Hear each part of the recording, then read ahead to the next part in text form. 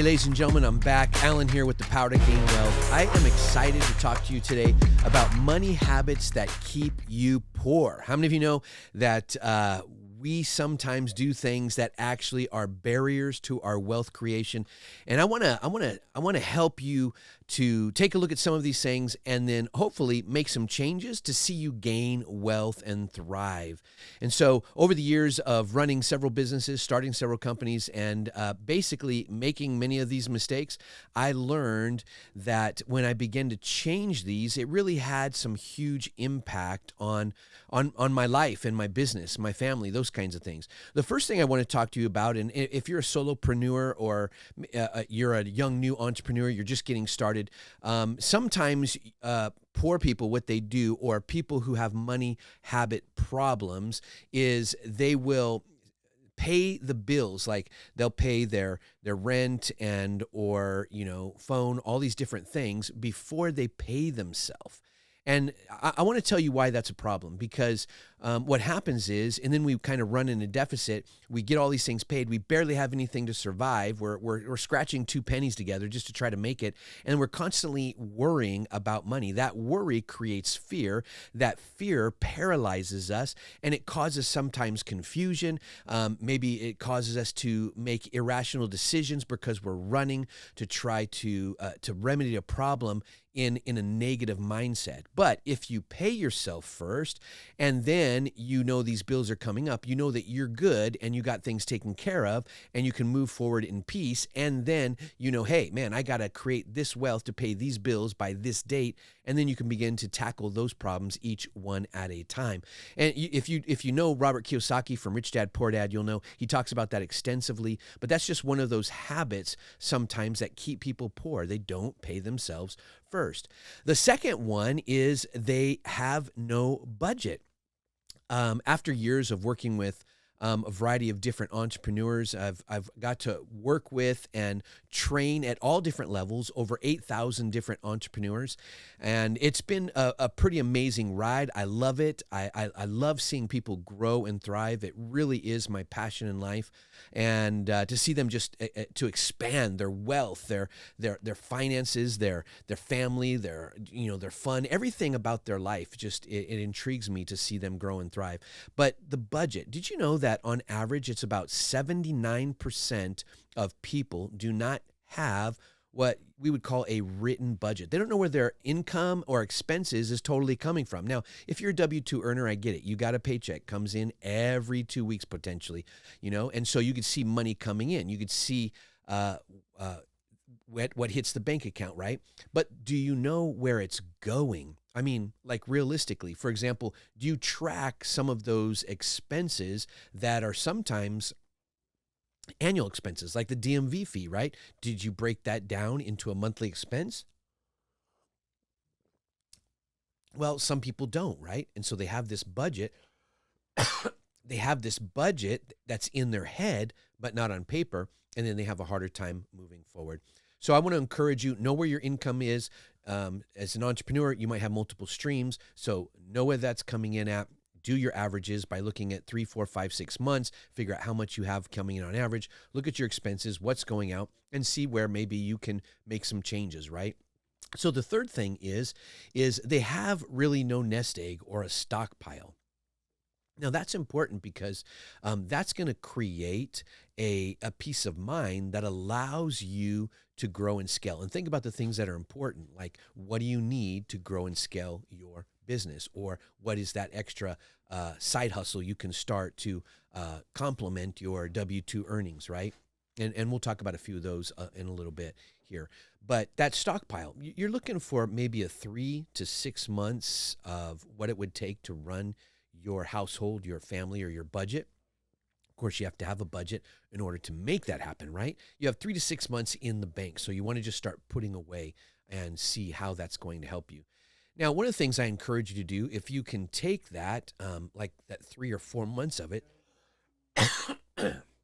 if you could take that 3 or 4 months of it and put it into like a CD. CDs right now in a bank, depending on when you're listening to this, get about maybe a 5.3 to a 5.6 or 7% return, which is better than just letting it sit in a savings. You could lock it down for a little bit, and that way you have at least 1 or 2 months there that you can pull out at any given moment, any second. You don't want to throw the whole thing in there because sometimes, things happen. You need a few bucks, right? So I want to encourage you with that. But the moral of the story is have a 3 to 6 month stockpile within your bank of what it takes to basically run your life. The other thing, number 4, is keeping bad debt. So basically, money habits that keep you poor is keeping bad debt. What do I mean by that? Well, credit card debt. That's a bad type of debt, right? And I get it. Sometimes we buy things, we're going to get a gift for someone, or we're going to this little event, or, guys or gals night out, and, a little bit of overspending or too much on the food budget, right? Eating out, and that those credit cards begin to grow, or you needed that purse or those new shoes or that new suit, right? And, sometimes we spend or have a habit of spending because of emotional responses, right? We had a bad day, someone talked to us negatively, or things just aren't going good. Our relationship with our family is not that great. And then we go to appease ourselves to make us feel better by spending stuff. But those credit cards increase. And then if you didn't know, most credit cards are charging about a 21 to a 26% interest. So on average in America, it's about 22% interest. So the banks are making money. They actually want you to have bad habits because then you're just paying the minimums and you're not getting out of this vicious cycle of bad debt.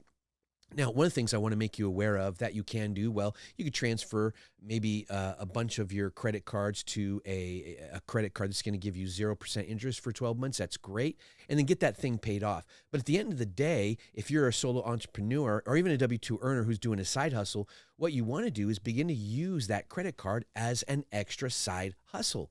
What do you mean by that, Alan? That's a great question. Well, I was working with this contractor, and he is a general contractor, and I asked him, well, how much do you spend in like product and things like that, material and stuff like that?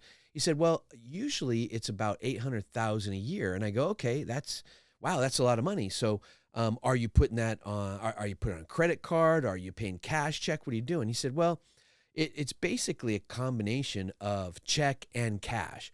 And I go, well, why aren't you using a credit card? He said, I hate credit cards. I don't like bad debt. When I was younger, I got into bad debt. I don't want to play that game. I would just rather just be done with it. And I go, okay, I get it. You're older now, though. And I want you to think about something. $800,000 you put on a credit card, whether it's getting miles or something like that, or it's just building points. Depending on which credit card you use, you could really rack up some amazing points. If you were to put that on potentially American Express and then you flip it over into Hilton, then you get 1.5 for every point you flipped.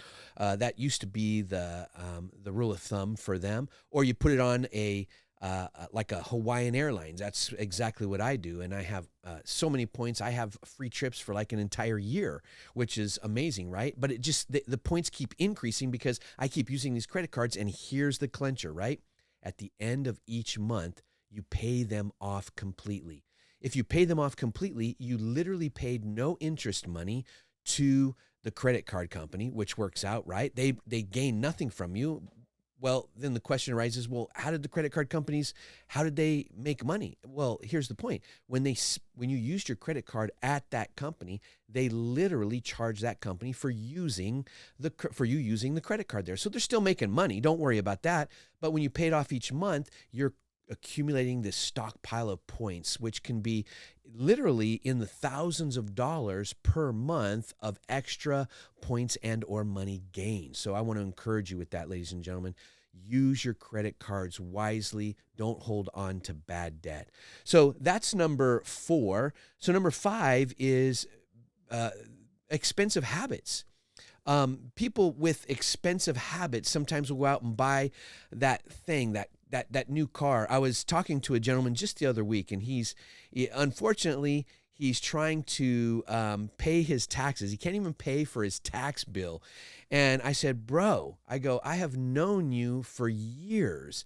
I go, think about this. You could have had money. I go, what's the problem? I asked him. He goes, I don't know. I go, dude, you just bought a brand new car like 8 months ago. You have this $600 a month payment. You could have been saving that money. You didn't need a car. I know for a fact you have 3 cars. What'd you need it for? He's like, well, I just needed it because it was a nice car and, we wanted a new car. And I'm like, yeah, but you put that new car first and that expense. And now check it out, dude. Now you can't even pay your tax burden at the end of the year because now you're stuck into this thing and now you're just going to have problems. These are problems people have. They buy stuff and then they have issues, right? So that's number 5 when it comes to money habits that keep you poor is expensive habits. Be careful of the things you're spending your money on, right? Number 6 is they focus only on savings. In other words, how can I pound money away and get it into the savings account so that I have a huge, growing, and thriving savings account? Well, I don't want to burst your bubble, but a savings account is only getting about a 0.045% return. That's hardly anything, ladies and gentlemen. I mean, you're actually losing money when it competes against inflation and how things are going up in price. Your money is devaluing and it's becoming less valuable. Of course, it's not worth as much, right? So you want to flip it into one of the 12 money making machines or move it into maybe a temporary CD. But you don't want to focus on savings. You want to focus on how can I use my money so that my money goes out and makes me more money. We'll talk about in a little bit. So these money habits that poor people think about, that one is savings. The other one is this, paying too much on taxes. Whoa, paying too much on taxes. You know that we spend way more on average on taxes than we need to because we are not informed. I mean, is your bookkeeper or your tax professional, or your tax strategist, are they sitting with you and going over the details? Maybe you're at a point where you can't afford a tax strategist, but you can begin to learn about taxes by asking your bookkeeper or your tax professional, hey, is there anything I could do in this next year? Hopefully you have a good one. They sit with you at the end of each year. You go in to sign your tax documents, and they sit with you for maybe a half hour, 45 minutes, and say, hey, I can see this is what's going on in your business and your life. Did you know if you made these changes, this is really going to help you out and benefit you? So getting to know those things when it comes to taxes, you'll want to focus on that. Another thing is number 8, not investing. So let's tie this in. So when you get your money, what do you do with it? If you have your nest egg, that 3-6 month, what are you doing now to take that money so that it makes money for you? I like what Mr. Wonderful says, the bald guy there and in Shark Tank. He says, I take my money and like little soldiers, I deploy them out into the world, and they go out into the world. And when they're out there, they make me money, and they come back multiplied, and they come back double, triple, or more basically than what it is I sent them out to do. And here's the great thing about money. You see, if you hire an employee, you have to get workers' compensation insurance, right? You have to pay quarterly reports. You have to pay taxes on them. But with money, when you deploy them as little employees out into 12 money-making machines that produce you wealth, that money comes back multiplied 10, 15, 20%, and it increases your wealth. And then you could take that money and the return and put it out into another money-making machine. Now, the ones I recommend really are at the bare minimum. I mean, if you're scared of risk, and you shouldn't be because you really can't make money without risk, put it into a CD, get a 5.3, 5.5% return. But the best one that I think is real estate. Because you could put your money into real estate, into wholesale, fix and flip. You could put it into commercial. Well, not commercial right now. Commercial is actually not so good this year. It's going to probably tank. We'll talk about that more in another video. But putting it into apartment complexes and things like that. But you want to be aware that when you put it into some kind of real estate, if the economy tanks, at the end of the day, you still own the real estate. And at the same time, when the economy changes, you can just wait for that house or that apartment complex to appreciate, and everything will readjust and it will increase rapidly and fast. So invest your money, right? If you're going to do stock, don't do mutual funds. Don't just go in on these penny stocks. Out of the 12 money making machines, it's probably one of the most volatile. So be careful. I would say that index funds is your best. Just throw it in the S&P 500, pop it into index funds. They have a good return over time. But those are just some recommendations. You'll see more of my videos, and we'll break down each one of these kinds of investments, and I'll go through each one individually. You'll want to definitely check those out because they're going to be phenomenal. So, hey, by the way, don't forget, subscribe and like, because I want to give you more valuable information. I want to see you thrive and grow. So money habits that make us poor. Let's look at this. Number 9, they don't learn the money game. They don't learn it. I mean, think about this. You have habits, right? Or hobbies, right? You learn those things, whether maybe it's photography, and you learn everything you want to know about a Sony camera or a Canon camera, and you dive in, you learn about lighting, and you learn about, f-stop and all these things. You geek out on that stuff because you go out and you love to take photos. That's great hobby, and you spend money on it, right? And so but the moral of the story is you study to learn more, whether it's reading stuff, watching videos, or if it's a vehicle, if you're a dude and you just love to fix up cars, right? And you got that cool, 69 Mustang waiting in there to be revamped in your garage, and you geek out on studying how to put that engine together, and how to clean it up, and how to fix the body or the upholstery and all that kind of stuff. Well, you spend time learning. Think about this. How many books have you read just this year alone on money? A lot of times people want to know more about money, but they don't learn more about money. And let me give you a hint, because this is going to tie in our point on taxes and investing and all that kind of stuff. Did you know there's 83,000 pages of tax law? Now, when you remove the lawyer's notes and the court case information and you just read it, it's 5,000 pages. And 95% of those 5,000 pages are on how to save on taxes. So if you don't read it, you don't know it, you can't implement it. You can't utilize the tax breaks and benefits that the IRS has literally put in those 5,000 pages so that you could utilize to save on taxes.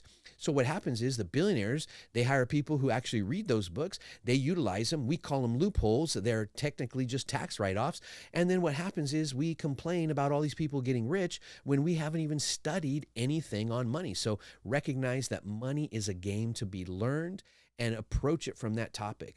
Remember, people who have poor money habits that don't produce wealth, they don't ever study about money.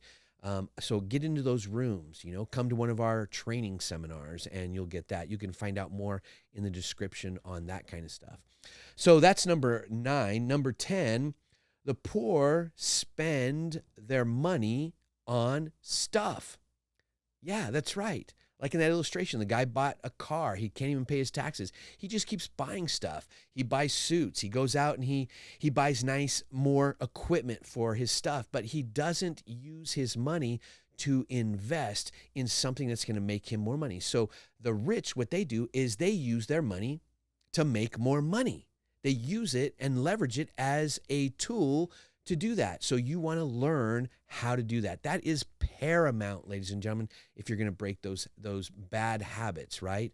And then that way you could utilize that money to grow and scale and begin to increase. Now, you could do that in a variety of ways. You could put it in like a self-directed IRA or a SEP, Simple, HSA, Coverdell, all those things. And what you can do is you could use that instrument or that account as a tax-free account to invest it, and money comes back tax-free. You could also invest out of your 401k, believe it or not.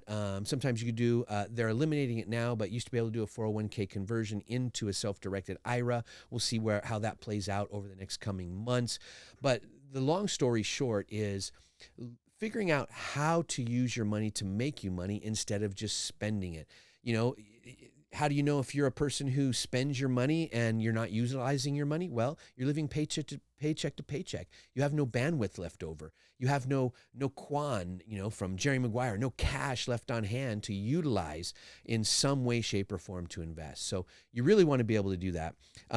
That, ladies and gentlemen, are the 10 things I wanted to bring your attention. So these were the money habits that keep you poor. Well, hey, let's stop being poor. If you like and subscribe to my channel, I want you to think about something. What is wealth to you? I'm not going to answer that right now because I want to know what is wealth to you. In fact, put that down in the comments below because I want to be able to address some of those topics. Wealth, of course, for many of us, it's money, but it's not always just money. What is wealth? Put that down into the comments below. I'm going to comment on those, and I want to be able to see some good, interesting information from you so we can bring you some more value in our content. Again, my name's Alan. Power to Gain Wealth, ladies and gentlemen. We look forward to seeing you. Talk to you soon.